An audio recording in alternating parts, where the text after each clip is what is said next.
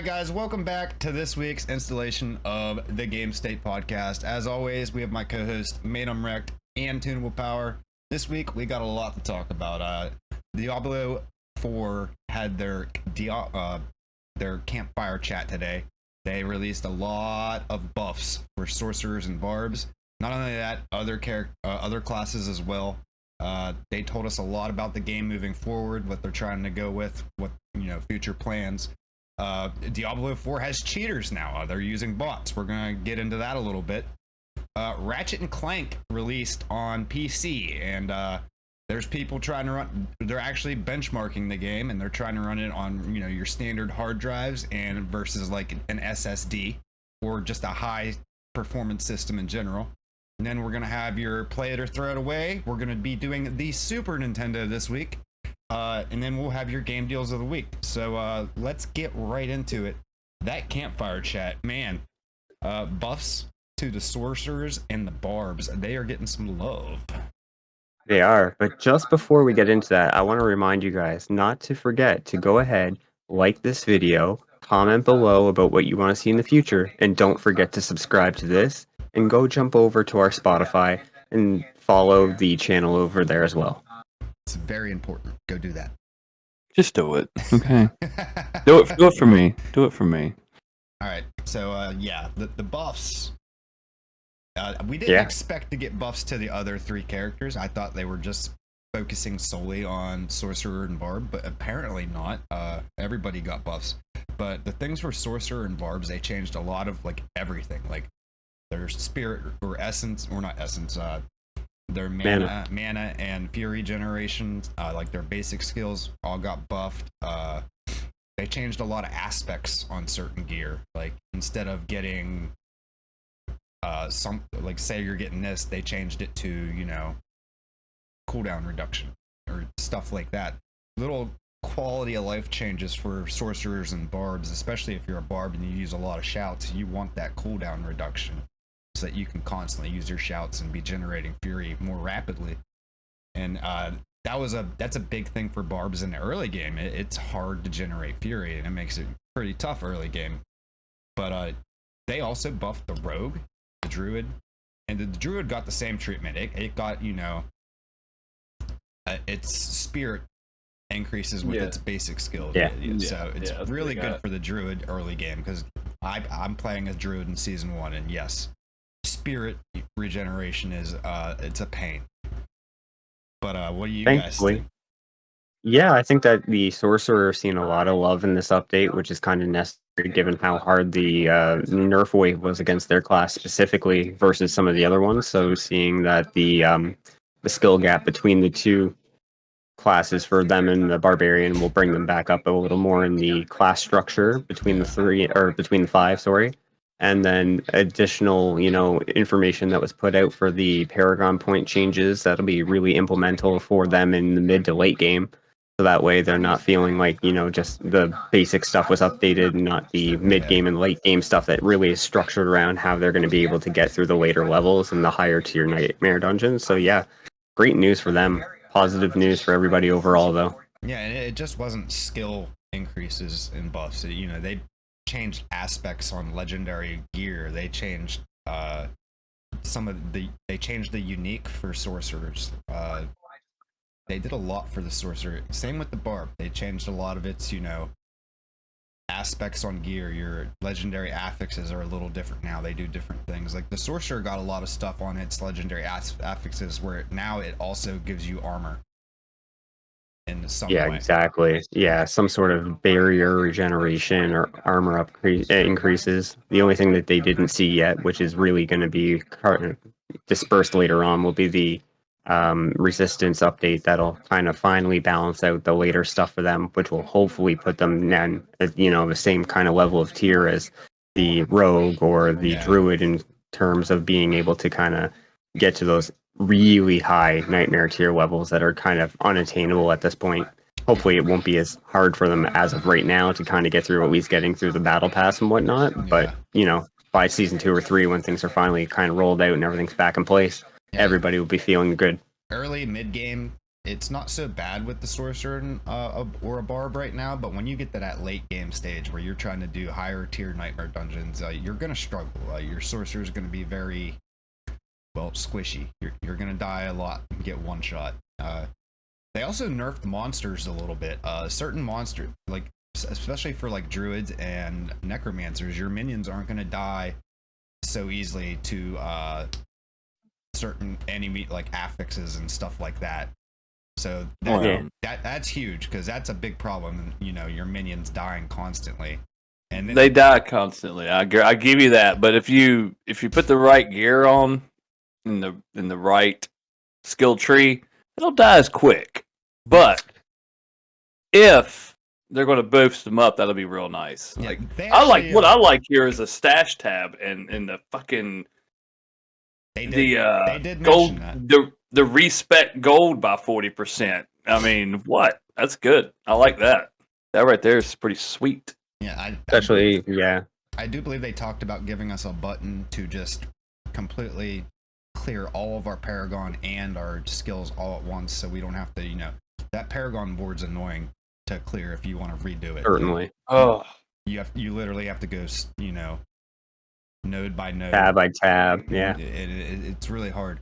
But the resistance thing, they got into that a little bit, and they basically said we don't want to make resistances strong to the point of where if you know you're fighting an enemy who has fire affixes, to where you could just stack fire affixes and he could do no damage to you. But they also don't want the exact opposite, where like if you go into that fight with, you know, with no fire resistance, you're just gonna have a bad time. They kind of want a nice balance there, where building up your resistances is a good thing, but it's not going to be something that can make it so you can't be killed by fire. There definitely has to be some sort of change, because when you're going through a nightmare dungeon, you run into like an elite or a boss that's, you know, fixated on doing molten damage or doing cold damage, and then you get stuck in a cold spike and you've already used your your mobility skill to kind of get out of it. Then you get stuck in another one, and then you get spotted with a molten blast afterwards, and there's no way of escaping it. It's almost instant kill every single time. Yeah, it was something else they said. They're getting rid of 3 of the affixes on Nightmare Dungeons for now to work on them. The Cold Enchanted. I forget what the other 2 are. I was hoping one of them was going to be Suppressor. I hate Suppressor. Suppressor does suck. Annoying. I can't remember what. Well, there's 3 affixes on the dungeons that are going to be taken out of the game with this patch, and they're going to work on them and maybe implement them again or something, you know, along those lines. But they did mention that. And the bubble was bigger, it wouldn't be such a big deal. Like, for instance, the lightning one, whenever the bubble pops up, if I died and it respawned me all the way back at the beginning of the dungeon and you're all the way like halfway through, there's not 2 bubbles. I'm just gonna die again. Yeah. Like, there needs to be a bubble for each player respective to their location. Because when you play in a group, you like to split up and clear the dungeon quicker, but if there's only one bubble, you're restricted from splitting up in dungeons of that nature. Or at least make ones that are like, especially in that circumstance, like if you have to have multiple bubbles and then, you know, they conjoin together once you're back within your party, it's not such a big deal, but there has to be some of level of separation, because when they respawn you to a coordinate in the nightmare dungeon where it does take you at least, you know, 20-30 seconds before you get there, and if your resistances aren't high enough to lightning damage, you're going to die again. And you're forced to have that player course their way all the way back to the dungeon, revive you so that you're not wasting all your revives, then you both go back in again. It's not a good system in play right now. That's happened to us so many times when we were doing nightmare dungeons. But yeah, and most of the time that lightning will one-shot you. And if it doesn't one-shot you, you're going to be down to like just a sliver. Like you're on your way to death. Like you're knocking on the door. And even as rogue, like if you have like 3 evades and 2 dashes, sometimes that's not enough. No, that's someone tweeted Joe. I think he's like he's one of the devs. They mentioned what we're talking about here, how you get spawned like way back at the beginning of the dungeon sometimes. And I guess they're going to be looking into that as well. Hopefully they do something about that, because that is really annoying. Even when you're not using that affix for your dungeon, it's just annoying. Like, you have to run all the way back. Like, Yeah, there's no reason for that. It should be like at least a checkpoint where there's like you're halfway through it at least, or like outside the battle zone, and you can just jump right into the battle zone. There's no reason to run back all the way through the dungeon. That's ridiculous. yeah, they do have checkpoints, but they're like very spaced out. I know. I'm Extremely. just saying, like they need to be like here's Wrecked. He's still alive, battling demons and shit. It should spawn me like just outside of that area, and then I could just pop right back in and get back into the battle. Right. That's where it should be doing. Yeah, I agree. Yeah, if I'm losing durability on my gear, I mean, Yeah, would it be so bad to put me, literally like, 5 to 10 seconds away instead of all the way back at the beginning? Yeah.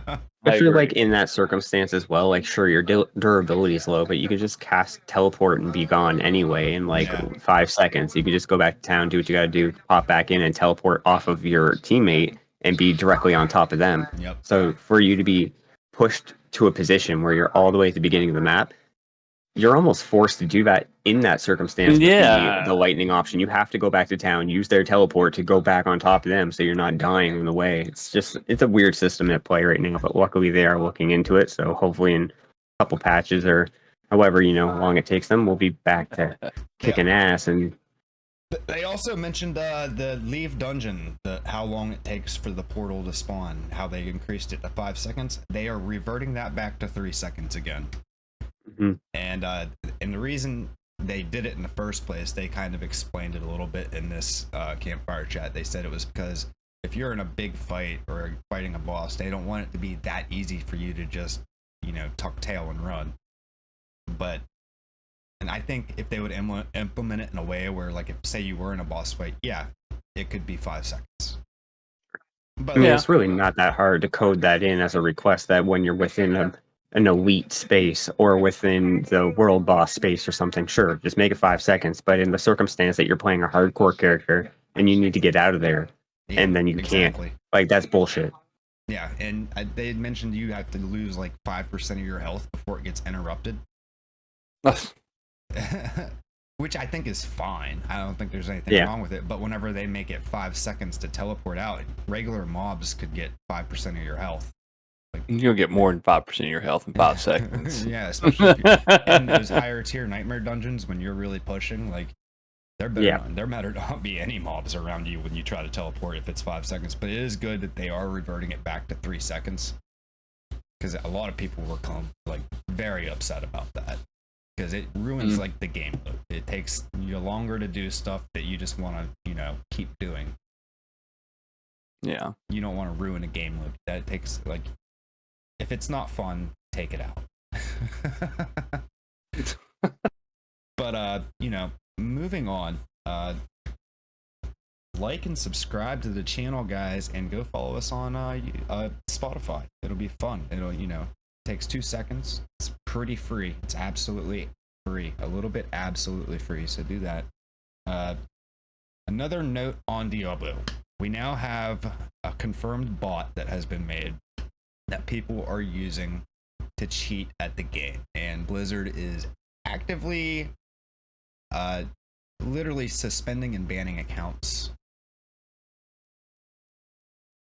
Well, good. I mean, if you're going to cheat to play the game, get out of here. I understand it's a single player experience, and you can play it how the hell you want. It doesn't really freaking matter. But still, man, come on. Yeah, and I watched a video and they described kind of what this thing is. One, it tells you where everything is on the map. So it's an installation, like a patch you can put on your own game, and it'll but there's third-party websites you can use for that. There's interactive maps on online. Yeah. There's helltide.com. So it has all that. You can see everything on the map. It shows you where all the side quests are at, but there's, like I said, third-party websites. You can just go out and do that stuff. The problem is people are using it to bot run malignant tunnels, stuff like that, so they can just leave their computer, or whatever, and just level up and collect gear and not have to worry about it. And that's the other thing, right? Like, if it wasn't an always online game, it wouldn't be so impactful to the experience. Yeah. But because there are, ladders and there are, terms of having installed the game and agreeing to the contractual, background that you are playing with other players at all time, there is no okay way for somebody to say that this is like not going to impact other players as well. Like, if you're gonna do that, go find a different game. Yep. Go play RuneScape. Go do something different. Like, again, like it's we're at a point now where it's not enough to just be like, oh, I don't have enough time to do this anymore. But if you don't have the time and you're still choosing to use a bot to level you up, is it really even rewarding an experience to have got the game in the first place? No, it's not. Diablo is based around the fact that you do dungeon crawls, you do them at your pace, you get your gear, you make decisions based on what you get along the way. If you're sitting back and you're letting this do all of the work for you, and then you're just coming in and picking and choosing a couple of malignant hearts here and there, it's really, you're not doing That's not anything that gives you the game. Yeah, it's not a rewarding experience at the end of the day. You're just another person in a pool of people that are trying to get the top-notch gear and say that you did it, but it's not even that hard to get it realistically. It's not that hard to go through, kill 40, 50 monsters in a tunnel and be like, oh, okay, I got this heart. Because if you're playing one class, it's not like you have like 6,000 hearts you have to collect. It's like you're going to get 3 to 6 hearts, and you're going to have multiple aspect options, and most of them are going to be the same anyway. You're not really getting much more out of it. I think it's more of an XP thing. They just level to 100 real quick. But let me tell you why they're doing it. Because there actually is a PvP part of this game, and if these people are just cheating their way up to level 100, they can go into PvP and just wreck people and get all that aspect. That's the main reason they're doing it. Because the PvP part of it is why. But it is cheating. This isn't something new to Diablo games. I mean, people have been doing this since Diablo 1, 2, 3. It's been an issue. It was an issue in 3. They were banning and, suspending people's accounts for doing it in 3. And 1 and 2, I don't think they really cared so much back then. They were offline options, right? Yeah. Diablo 3 didn't have the option of being offline. So again, then you have that same circumstance where people are cheating the game and it's taking away from others' experience. At least with Diablo 2, like, you wouldn't it wouldn't impact somebody else's ability to play the game if you were using a map cheat, or if you were using an XP exploit, or going out and falsifying your gear and then bringing it into the title, because it's not going to impact somebody else. And if you play online, Blizzard's immediately going to see that the gear changes are being impacted because the code has not met their code certification. So then they're like, well, you're not playing online anymore. But when you're doing it online in a game where everyone's always active all the time, it's not playing the game fairly, and it makes the other people's experience harder. It literally states in the EULA agreement that any form of botting or cheating that harms other players' experiences within the game is strictly prohibited. So, like, if you get banned or you get suspended for doing this, well, that's on you. Really on you. There's no apologies from the players that are trying to play the game honestly and still trying to kind of get up the ladders. When they introduce the ladder later seasons and it's a race to actually get to level 100 and be that first person, like, this isn't going to fly with them. So I'm glad they're catching it early. Yeah. It's a shame that it happens, but it is what it is. It's with any title. It's predictable. Yeah, everybody cheats. Everybody cheats in every game, man. They'll find a way. It's predictable for Diablo games. We had the problem in 3. We had here it is again. It just now surfaced. We have our first bot that people are using. But Ratchet and Clank, guys, released a Rift Apart, is now on PC. It just came out the other day, and people are already benchmarking this game using hard drives versus SSDs, and people are even using hard disk drives and trying to run it on like a system with a 4090 and an i9 just to see if it will run on a hard drive. And unless you've got that 4090 and an i9, it's not going to run that great. I mean, that should be obvious at this point. I mean, mechanical drives have been out of style for almost like the last like 5 to 8 years. Like once they introduce SSDs, they're like, okay, these are substantially faster. Mm-hmm. And then even after SSDs, they introduced M.2 drives, and like the later revised version of M.2 that had the NVMe option, and like again, those were like 1,000 times faster than a mechanical drive. Yeah. Even your old, like Xbox One isn't going to be using the same mechanical drive that these people are testing the hardware on, which makes like no sense to me in the first place. Again, if you are living in 2023 and you have a gaming, laptop or PC, and you're not at this point, if you're not using an SSD, you need to take $30, go on Amazon, get an SSD, and just see how different the operational timeframes are going to be. It's ridiculous. I heard something interesting this week too. This is unrelated a little bit, but I guess Xbox, they have, if you open up your Xbox Series X or your Xbox Series S, there is an SSD, and it is like attached with a clip. Like you can remove it. But if you go out and buy another SSD and put it in there, it won't work. You have to send it into Xbox. Mm-hmm. Yeah, they probably got the chipset like that. I mean, where it won't run nothing else. Yep, it's the way it's programmed. You can't just switch it out. And I thought that was kind of crazy. I was like, man, something that could be, a cheap $30-$40 fix. Now I got to ship my whole console off to Xbox, which is kind of lame, but it is what it is. Mm-hmm. It's expected. It is what it is.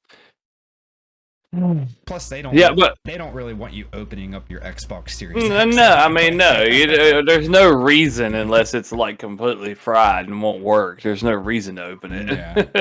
But on SSD, even on lower end systems, Ratchet and Clank Rift Apart looks like it's running beautifully. And even on hard drives, the main core gameplay looks okay. But whenever you travel through the rifts, which is a big part of the game, that's when it starts to really clunk up. Because you're changing environments, right? All the assets that have to change from one scenario to another, and it can't be done. Yeah, mechanical's not fast enough for that. No, instant load.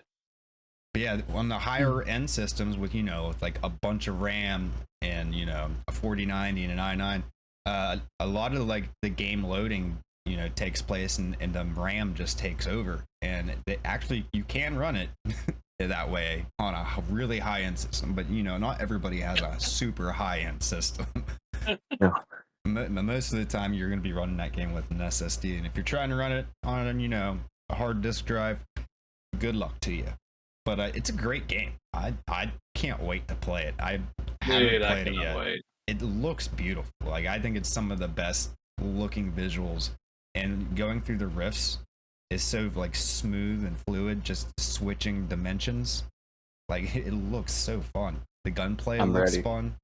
I need to get it. I need to get that game. We need to get it. We all three need to get it. The game came out on PS5, right? Like that's where it initially PS5. There is no excuse for you to be able to run that on a mechanical drive. If it came out on an NVMe, that's what they use on the PlayStation 5, then you should be expected to have something at least substantial enough to be able to work to that condition. If you're trying to run fucking 10-year-old hardware and you're wondering why it doesn't work, it should be kind of obvious. Like you don't go into Call of Duty and expect your fucking RTX, not even RTX. We'll go back and say GTX 1060. You know what I mean? You're not going to go in there and be like, oh man, I wonder why these graphics aren't going to let me use ray tracing. It's like because it's not there. Like. Yeah, it was a big thing. Like when the game came out on PC, a lot of people, wanted to benchmark, see how it would run, see if it could run, and a lot of testing got done. There's a lot of videos about it.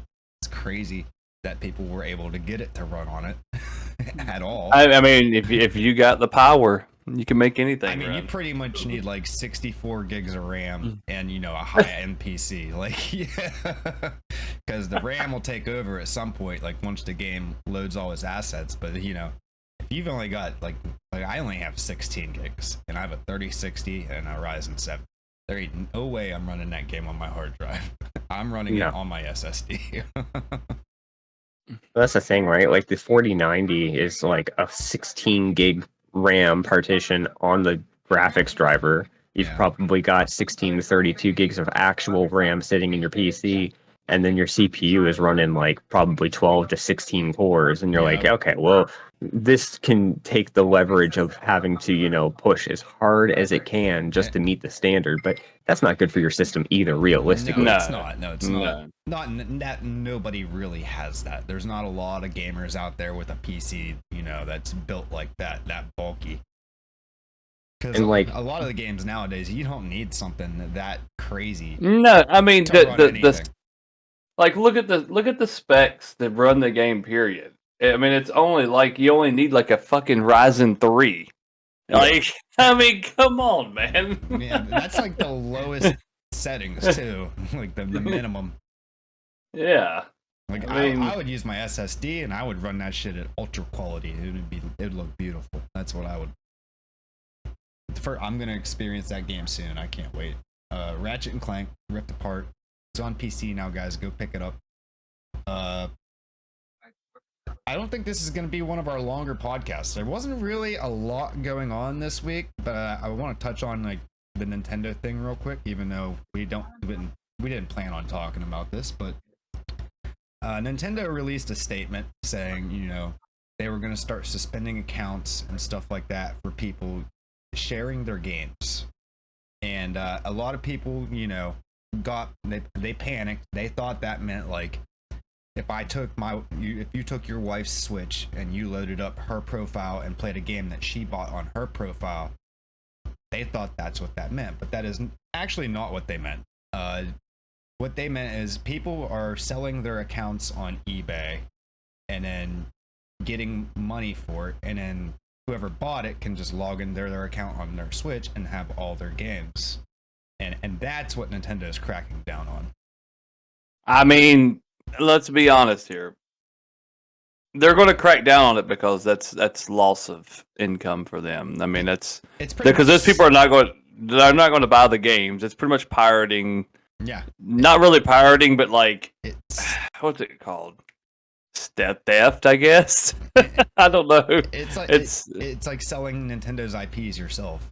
Yeah. I mean, you're no. If you're third-party sales. Yeah. It's third-party. It's illegal. You're not allowed to do it. Yeah. No. If you buy a product, and like again, digitally especially, then that is supposed to be bound to an account that you had registered across your own email, your own personal information.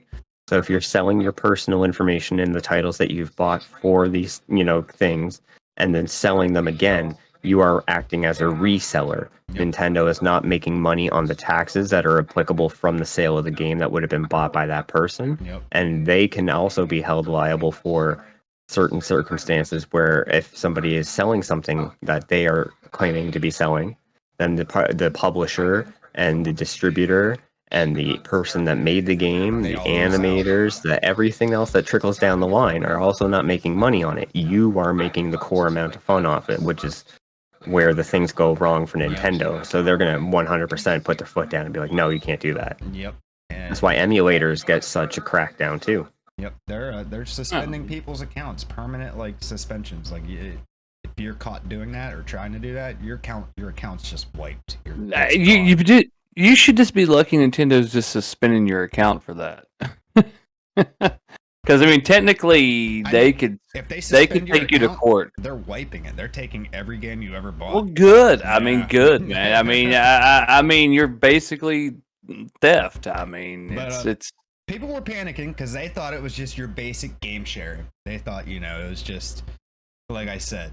Like, what are you, GameStop? What do you think you were? Were you GameStop or something? Yeah, people were panicking about it, but Nintendo clarified what they were doing and why, and can't blame them for it. It's theft. Yeah. But I guess we're gonna get into this a little early. Play it or throw away, guys. Today we are doing the SNES edition, the Super Nintendo. And glad to. It's a great system. We got a lot of great games for Super Nintendo, and we're gonna pick a handful of them, and we're gonna play or throw it away. Everybody's favorite segment. Hey man, we're early on time. You could do them all tonight. You guys want to get started? Yep, let's go ahead. Let's get that first game. All right. Well, our first one is rolling, guys. So first beautiful game of this evening is going to be... We got Evo, Search for Eden. Ooh. Do you guys want me to start? Yeah, go right Go ahead. ahead. Go right ahead. Okay. I know that this one might not have been played by you guys because of the rarity of being able to actually pick up the cart years ago. I was lucky enough to play this one, so I am going to go ahead and give it a play.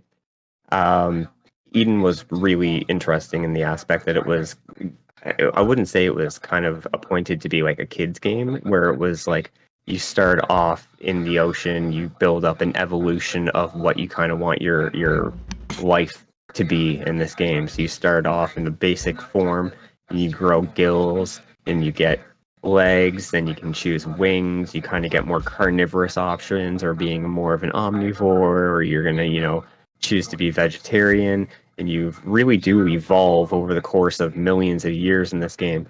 And then there is like a story mode that occurs within it. It's a really interesting title that I feel like a lot of people may not have had a chance to play. But if you do end up finding a cart for anything less than $400 or $500, I would say, yeah, pick it up and give it a try because it's really cool. I'm also gonna go with play it. I've never played it, and I know it is not easy to find. This is a rare one. I've never played it, but I've seen footage of the game. I've watched other people play it before. I've seen videos on YouTube of it. It looks like a really fun game. I'd be willing to give it a shot. And that's really, like, I haven't played it, so I can't really comment on it. But it is a game I'd have heard of and know about, and it's on my list of games I do want to try. Yeah, I'm going to play it also. Absolutely going to play it. And as a retro game collector, it is very hard to find because I've yet to find a copy. If I can't find a copy, it's hard. And I want to play it because I actually, after Rec told me about it, I had to go play it. So I downloaded an emulator, which is against my religion.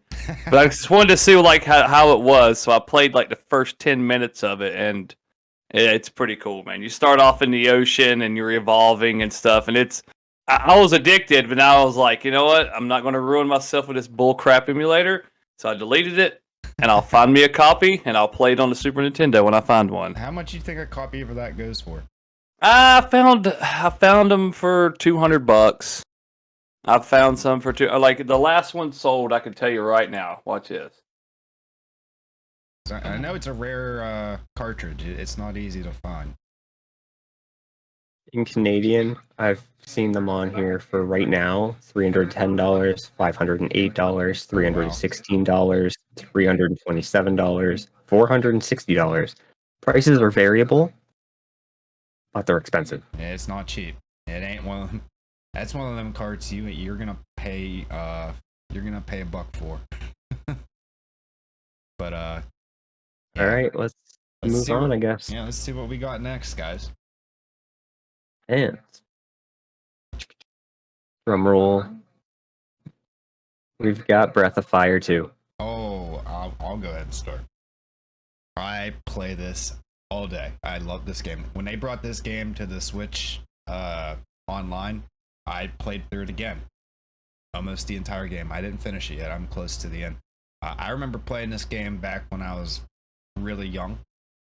Like the early Super Nintendo. Like I'm giving away my age here. I was, But it's a great story. If you like, JRPGs, this game's definitely for you. The characters are interesting and fun. A lot of cool battle mechanics. I mean, nothing crazy off the wall, but it's your basic JRPG. A lot of the skills have fancy animations. It looks good. And the characters are what really drew me in the story. Like, it's just got an amazing story. This game, and if you got 80 hours to sink into a game, Breath of Fire 2 is and you're a JRPG fan, yeah, definitely playing that one. I'm still playing. Honestly, this week, I don't know if there's not a great banger on this list whatsoever, but I would also play it again as a fan of Earthbound, Final Fantasy, Super Mario RPG. again, these are all great games that go hand in hand with one another. Breath of Fire 2, I kind of think it reminds me most of Earthbound in that sense, Yeah. or Final Fantasy, I guess. But it's got a really nice aesthetic for the battle animations, like you mentioned. Like whenever you have some like the fire skills that go across, it's not just like a basic fucking fire flame that just goes fizzle fizzle. Like there's like a whole fire span across the room. Yep. Trees will catch on fire.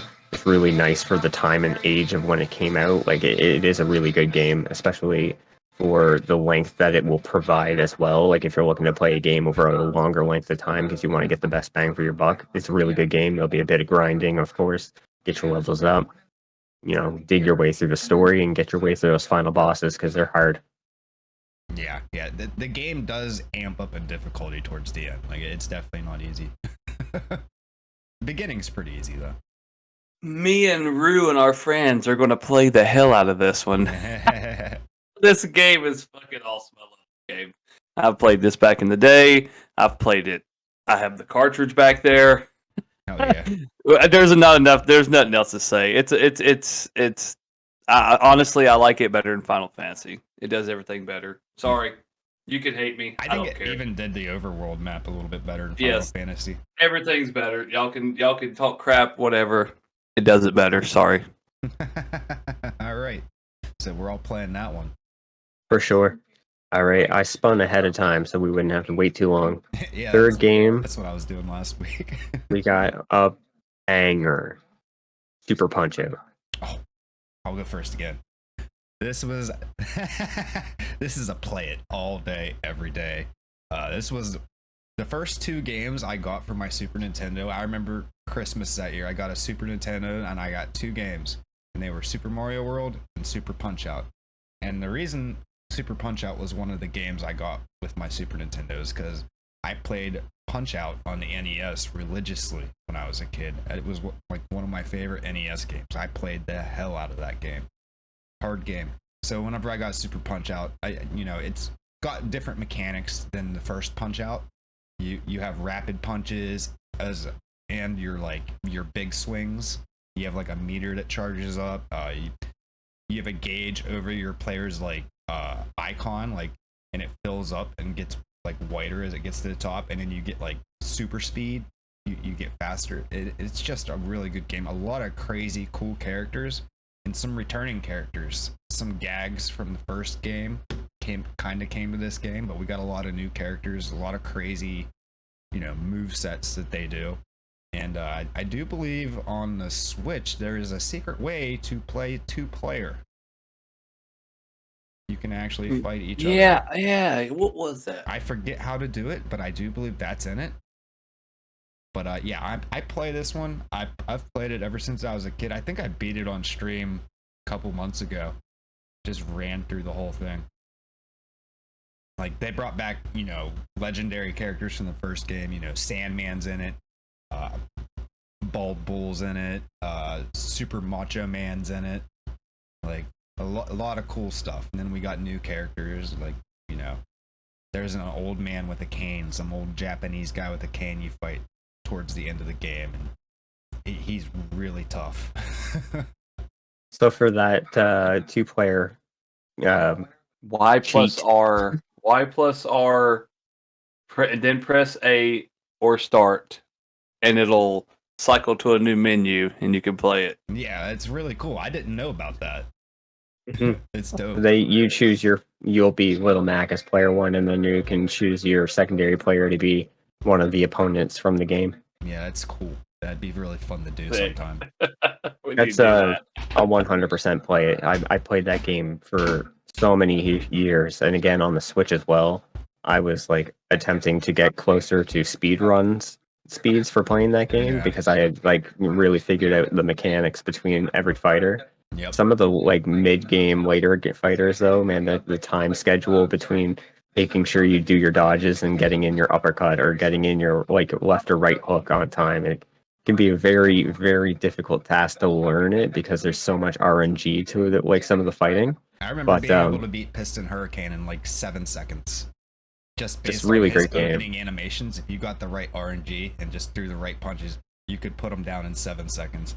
There's also a couple cool Easter eggs for those that may not have like known this from years ago, where like there's certain fans that are in the back, and as they move, like there'll be a glint in the background, and if you punch exactly on the time of the glint, which is like a 1 in 100,000th chance that it happens, you will instantly KO the last boss in the game. Oh, that's crazy. I did not know that. Very difficult timing, but again, one punch. Yeah, fantastic game. What do you think, Tunes? Oh, look. I'm throwing it away. Oh my god. I'm throwing it away. Oh my. Look, there's nothing on it. There's nothing. I'm just kidding.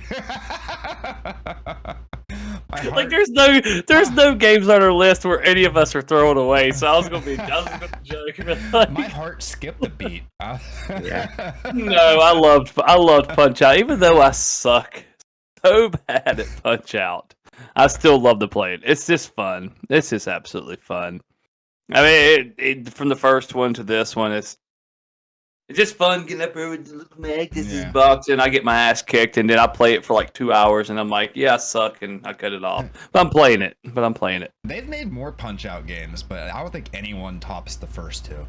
I think No. I think they kind of half-assed the other ones. But I guess we're all playing that one. So. All right. Next game of this very fun week of Play It or Throw It Away is going to be Super Star Wars. Yeah, I'm gonna go ahead and absolutely play it. I actually just found a cartridge at a yard sale the other day, last weekend, and I've been playing it pretty religiously. And let me tell you what, you start off in a damn pod, and that's already hard enough right off the bat. But it's so fun. And then you play as Luke. I mean, I don't play as nothing but Luke, man. Because, like Chewbacca and Princess Leia can fuck right off. Because Luke, man, you got so many force powers. And then you could do the spin attack with the lightsaber. And it's oh my God, it's so fun. It is very challenging. Super challenging game. But once you get the timing and get good at it, like it is in any other old game, it is the most rewarding game you'll ever play. I fucking love it. 1,000% stamp of approval play. See, as a big Star Wars fan, I am also going to play it. I can't pass up a Star Wars game. There's not many Star Wars games I won't play. There are a few of them that are ridiculously hard, and this is one of the ones that are harder than most. I remember playing this a little bit as a kid. I never owned it, but I do remember renting it from Blockbuster a couple times. Yeah, I said Blockbuster. Yeah, that was the thing. We used to go to Blockbusters and rent stuff. But I'm a huge Star Wars fan. I'll nerd out for Star Wars all day, every day. And he's right about Luke. If you're not using Luke, what are you doing? Just got to show the cartridge off, guys. There it is. There it is. Return of the Jedi, Super Star Wars. That. Look at that! Yeah, that game is probably one of the hardest games that you will play on the Super Nintendo because of just how unforgiving the amount of health per hit that they were like providing for the enemies. It really makes you master each area. Dude, the first boss has so much HP, it is unrelentless. It's like when you're going through like your environments and they've got like scorpions or the little crawling worms that come out of the ground, and then you get caught up on it and it immediately takes off like 1/8 of your health, and you're like, well, I'm not going to do that again. And then you run across like 40 steps and then you immediately do it again. You're like, well, I'm not going to do that again. And then you fall down a hole and you're like, oh, back to the start. And you make the same mistakes over and over. I'd still play it again because it is a great game. But yeah, it's difficult. It's not an easy game. I was always a fan of those more difficult games. Even today, I am. I like games that don't hold your hand. It makes you learn the game and get better. Yeah, it's just cycling through. That's how games were artificially hard back in the day. Yeah, they made them so hard. But if you're good at the game, you could beat it in an hour and a half. Yeah, but it's so hard that back in the day it took you a year to beat it because you had to get good at you had to master every section of the game. And that's what I like about it. Yeah, good game, definitely. All right, our next game. I have a feeling we're just playing all these. No, yeah, we're playing every damn one of these. Playing every one. All right, Star Fox. All right, not 64. See, I'm actually gonna throw this one away. And my reason is because of Star Fox 64. It is really hard to go back and play Star Fox on Super Nintendo after experiencing Star Fox 64. I mean, yeah, I can understand that. It back in the day when it came out, Star Fox was the shit. I loved that game. I do believe I still have the cartridge myself. But I don't think I would play it now. I if I'm gonna play a Star Fox game, I'm probably gonna go to 64 and just skip over that one. That's a hot take, but that's how I feel about that one. I would still play it. Understandably, like it is like not aesthetically even coming close to as pleasing as 64. And as far as like the super effects chip goes for Star Fox 2, like it improves the playability of it. The frame rate is really choppy and it's not like the easiest thing to kind of go through. Motion of it all is very Yeah, it's like but it's like it was slideshow. building stones. As far as, having that experience for that game, I think I'd still go back and play it for the nostalgia factor of knowing that Star Fox 64, being this amazing game, did come from that title and Star Fox 2 on the Switch. But it's still an okay game. It still plays. Like I've played worse. Yeah. I'm torn here. I'm torn. See, I picked that game because I knew I was gonna, I wasn't sure. But the more I thought about it, after playing 64, and I think about, how that game looked, like he said, the way it was very stuttery, and it was kind of clunky to play. I mean, back in the day on the Super Nintendo, when that was the only Star Fox we had, it was great. But, to go back and play it now, it's just not for me. All right. Well, take your time. I'm taking my time. I'm torn, guys. I'm torn here. I'm going to a tear is going to come out of my eye because I'm going to throw it away. Oh. Because there's no way I'm going to go back and play that one over Star Fox 64. Let's be honest. If it's nowadays, like today, right now, I'm never going to go play Star Fox. I'm just going to pop in Star Fox 64 and play it and just call it a day. It's just better. It's an improvement 1,000%. And why would I go back to this polygonal? Ugh, never mind. It's a good game for its time. Yeah, 64 is better. I think we can agree it was a good game for when it came out and what it was, but didn't age very well. No, it did not. All right. Do you mind keep on going? Let's keep going. Let's do like maybe 2 more. Okay. This is the childhood classic for me. Spider-Man and Venom Maximum Carnage. Ties in really well to last week's statement about the Spider-Man 2 release. A lot of leading situations from this game will find its way, I hope, into the Spider-Man 2. I 110% go back and play this game because it was like the Marvel version of Streets of Rage, except you got to play as both Spider-Man and Venom. They both had their own strengths and weaknesses. There were great bosses from the Separation Anxiety comic series for the Carnage, as well as Scream and Toxic, and just again like a really great series of symbiote forms that you might not have heard of from the movies. But if you go back and kind of see this, there were much more than just the initial, like Venom and Carnage. You get to learn about a whole class of symbiotes that came in that had been very, very cruel by consideration to even Venom. So fighting them in this title, also a very hard game to play because there was no forgiveness in this one either. If you lost your lives and you didn't have enough, health left, and you were, 3/4 of the way through the game, you were getting put back to the beginning of the game, and that was it. Get good. But great fighting, great powers, just great story to the game. 100%. I also play it just based on the fact that I love them beat 'em up style games. I've always been a fan of those, like Final, like finally we got a Marvel game that is beat 'em up style, and I think that might have been one of the first ones. And like we talked about this last week with Power Rangers game, and like the Ninja Turtle games. it falls right into that category. Super fun, super punishing. Also, like if you game over, you starting over.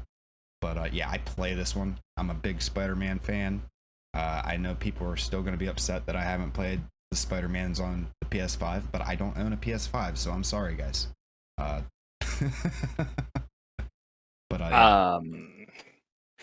yeah, I'll play it. I actually own the Genesis cartridge. I don't have the SNES cartridge, but I got the but they're identical. They're identical games.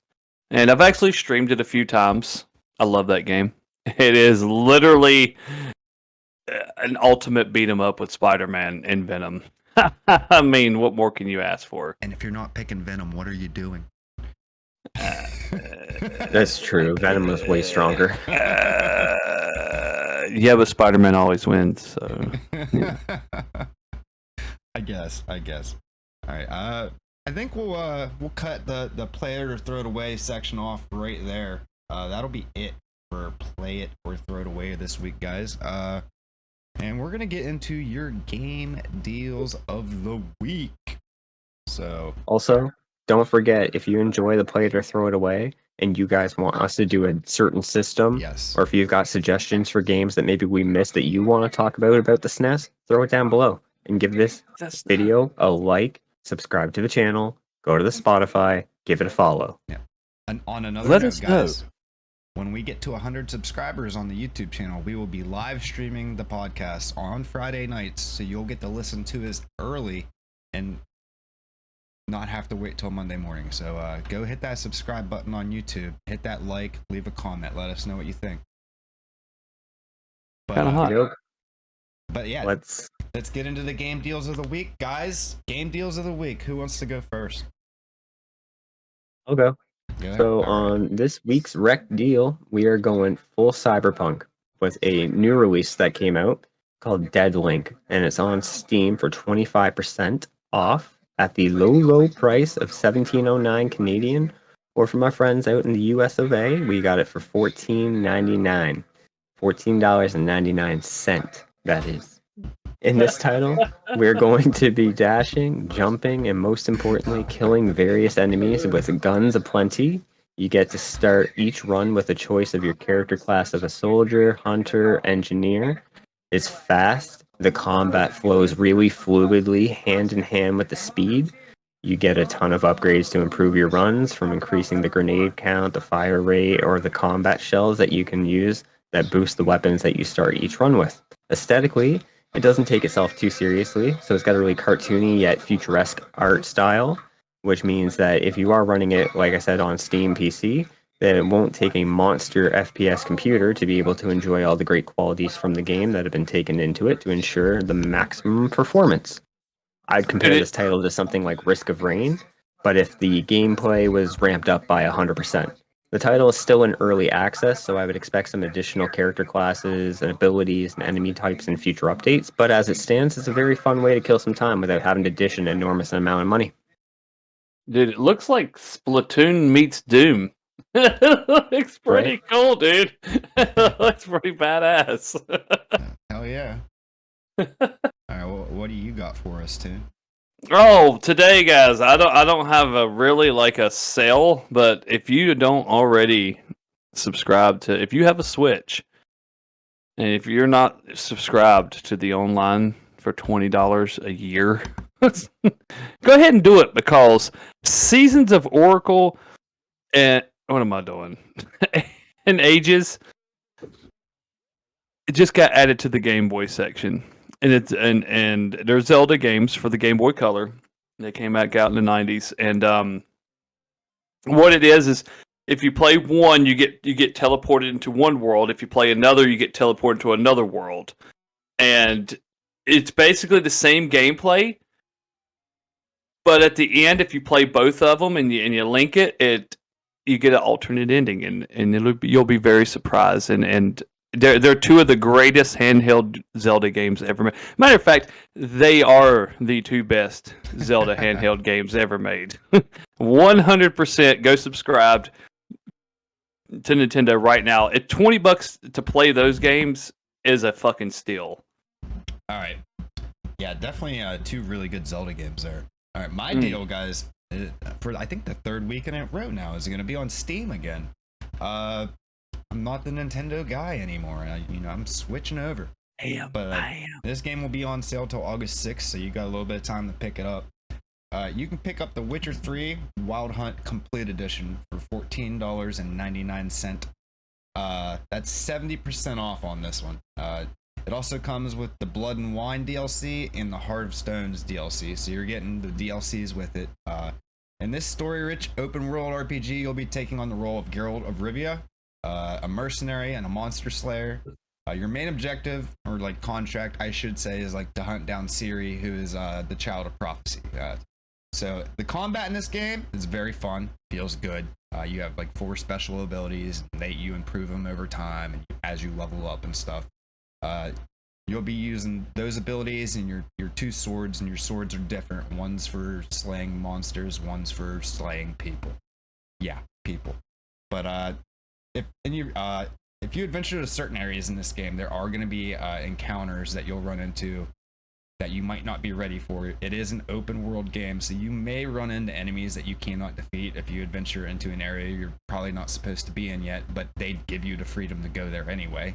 And when I played the game, I kind of got a kick out of defeating something way a couple levels above me, 10 levels above me, and just having a crazy fight. The search for better gear, the open world, and having a really good story makes this a steal. I would honestly go back and play it. It's like one of those games that's gonna suck your life away. If you get into it, you're gonna be playing for a long time. Definitely pick this one up if you're looking for a good open world RPG. Witcher 3 on Steam. Absolutely, dude. That game will suck 300 hours of your life away like it's nothing. Easily. Yeah. Easily. I've never even played the DLC. I've only played through the main game, and it still sucked like 300 hours of my life away. I think I put like 500 hours in The Witcher, man. I don't even want to go there. I don't even want to go back. I want to for. Yeah, that was a good game, but It was great. The fact that it's only $14.99 and you get the DLCs too, like that's a great deal. What is that, like half a cent an hour? Yeah, It's a great deal. Yeah, you're gonna get your money's worth with that one. But once again, guys, we enjoy bringing you these podcasts. We love doing what we do. We love talking about gaming. If you could just go to the YouTube channel, like and subscribe, and let us know what you think about anything we talked about in the podcast. Let us know what you'd like to see for Play It or Throw Away, or if you have a game deal of the week that we overlooked, let us know and we'll talk about it. When we get to 100 subscribers, like I said, we will be streaming live the podcast on Friday nights when we record them on Twitch and YouTube, so you guys can watch it early. But that's gonna be it for today, guys. You guys got anything else? You're all beautiful. I love you. Aww. Yeah, guys, thank you for coming and listening and watching us. It's we do this so we can inform y'all and let y'all know how gaming is, and we appreciate every listen and every subscription. Y'all are fucking amazing. All right, well, that's gonna be it this week, guys. Thanks for listening. We appreciate all of you. We'll see you next week. We're out.